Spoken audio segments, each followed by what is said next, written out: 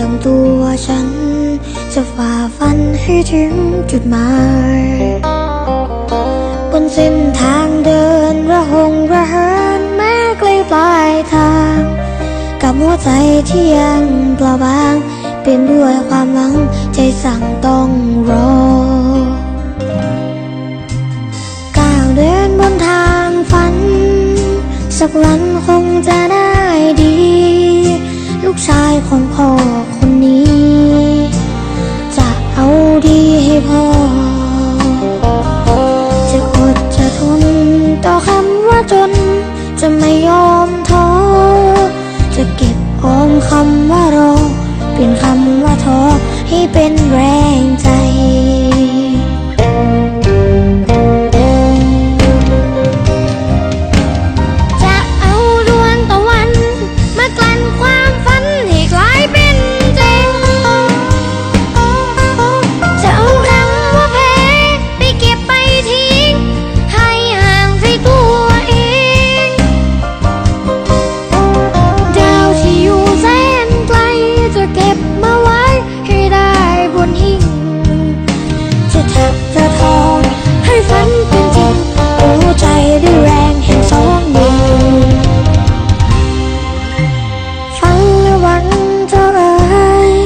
อย่าได้เลือนลบเลยจากใจรักศรัทธาคงไว้นำพาไปสู่ความจริงจะเหนื่อยแค่ไหนลำบากเพียงไรจะไม่ยอมทิ้งลมหายใจยังไม่หยุดนิ่งจะสู้ยังสิงให้ถึงเส้นชัย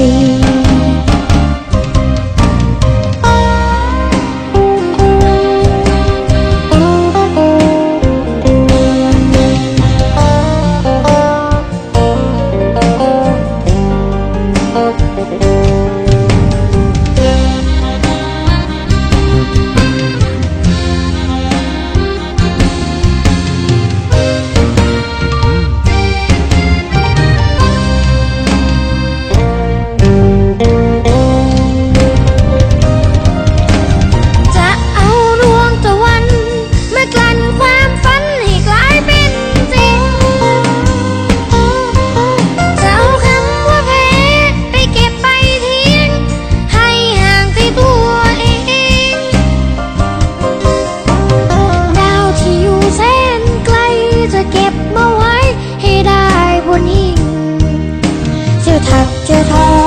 ให้ฝันเป็นจริงตัวใจด้วยแรงแห่งสองมือ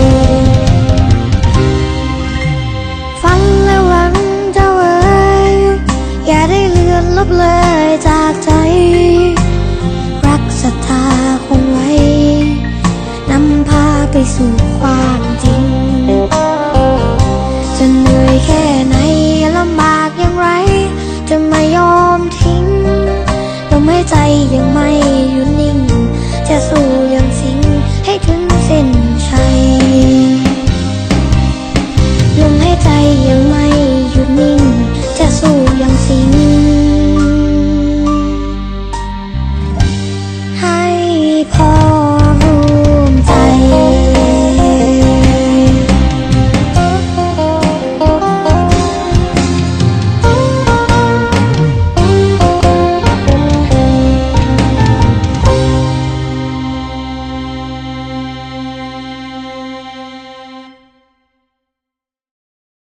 พ่อภูมิใจพูดอย่างนี้คือให้พ่อ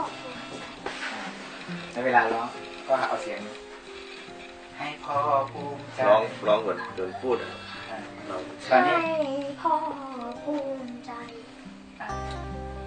แต่ตอนนี้มันเป็นอย่างนี้เวลาพูดให้พ่อภูมิใจแต่เวลาร้องให้พ่อภูมิใจมันร้องยังไงตอนนี้ให้พ่อภูมิใจฝึกออกเสียงให้เต็มฝึกออกเสียงให้เต็มนิดนึงนะ